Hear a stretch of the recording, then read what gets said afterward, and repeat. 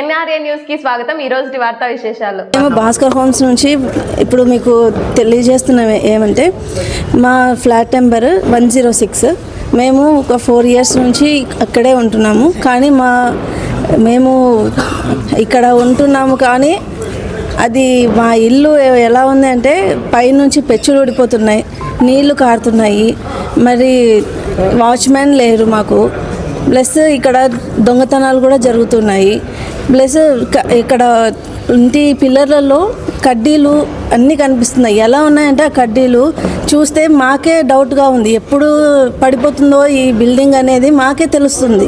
Engineer వరకు ఎందుకు ఇప్పుడు మాకే అర్థమైపోతుంది ఆ పిల్లర్ను చూస్తుంటే. ఎక్కడ చూసినా ప్యాచెస్ రిపేర్ చేస్తుంటారు. కానీ అవి మళ్ళీ సేమ్ స్థితికి వర్షాలు వచ్చినప్పుడు అంతే, మళ్ళీ వర్షం రాకున్నప్పుడు కూడా చీలుతున్నాయి ఫ్లాట్స్. ఇంట్లో మాకు క్రాక్స్ చాలా ఉన్నాయండి. ఎందుకంటే మాకు వర్షం అంటే ఎంత భయం అంటే ఇప్పుడు అంతా ఉంది మాకు ఇంట్లో ప్రాబ్లమ్. ప్లస్ కరెంట్ పోతూనే ఉంటుంది, ప్లస్ కాలువ నీళ్ళు కలుస్తున్నాయి, మా తాగే నీటిలో కూడా కలుస్తున్నాయి వాటర్. పక్కనే కాలువ ఉంది కాబట్టి లిఫ్ట్ కూడా పని చేయట్లేదు. లిఫ్ట్ అన్నీ ఉన్నాయి కానీ ఒక్కటి పని చేస్తుంది, అది కూడా అస్సలు ఎప్పుడంటే అప్పుడు స్టాప్ అయిపోతూ ఉంటుంది.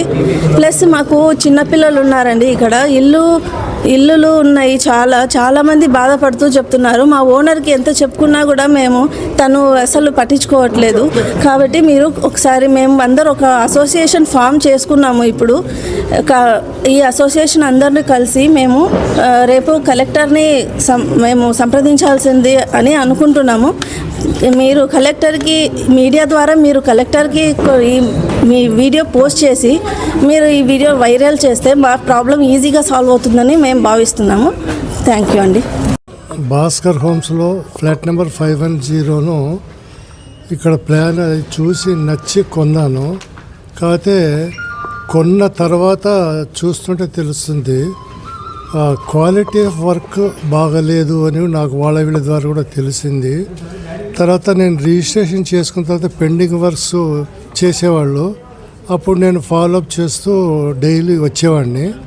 అప్పుడు చూసేవాడిని ఏ విధంగా చేయాలో ఆ విధంగా చేయడం జరిగేది కాదు.